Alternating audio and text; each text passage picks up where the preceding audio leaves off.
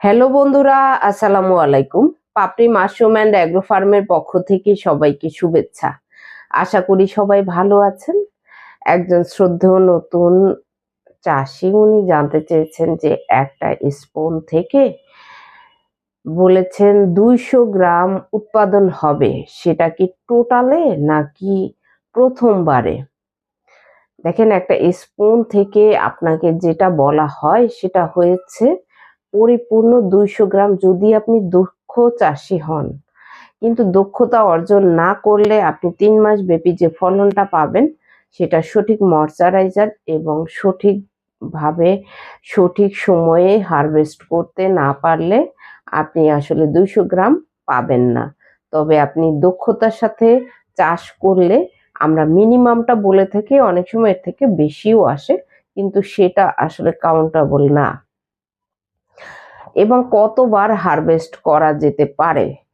আপনি একটা স্পুন থেকে কমার্শিয়ালি আমরা কাউন্ট করি 4 বার আপনি ফসল হারভেস্ট করতে পারবেন।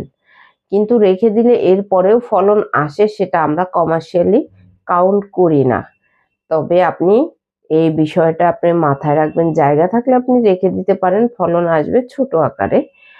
কিন্তু জায়গা না থাকলে, যদি স্পেসের অনেক মূল্য থাকে, যেমন আমরা সিটির মধ্যে আমাদের স্পেসের মূল্যটা অনেক বেশি, তখন আসলে ওভাবে রেখে দেওয়ার সুযোগটা থাকে না।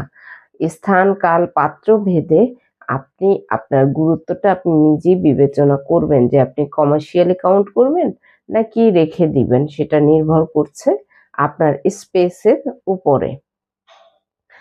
তো আপনাকে টোটালে 200 গ্রাম বলা হয় যদি আপনি দক্ষতার সাথে চাষ করতে পারেন এবং 4 বার ফসল মিলেই আপনাকে 200 গ্রাম কাউন্ট করা হয়। আশা করি আপনার যে প্রশ্নটা ছিল সেটা আপনি ডিটেলস বুঝতে পেরেছেন এবং জেনে বুঝে চাষ করা উচিত। অনেকে নাকি শুনে থাকেন, হয়তো বলছেন ঠিকই, কিন্তু বুঝতে হয়তো অসুবিধা হয়েছে। আমাকে অনেকে বলে থাকে যে আপনি এত কম কেন বলেন, আমাদের তো বলে 1 কেজি পাবেন। না, আসলে হয়তো সিলিন্ডারের কথা বলেছে, তো সেক্ষেত্রে আমি সিলিন্ডারের বিষয়টা আরেকটা পর্বে দিব। একসাথে বলতে গেলে গুলিয়ে পাকিয়ে ফেলে, যার কারণে আলাদাভাবে ভিডিও দিব। সিলিন্ডারের হিসাব একরকম, স্পুন থেকে হিসাব আরেক রকম। আশা করি ভিডিওটা ক্লিয়ার হবেন।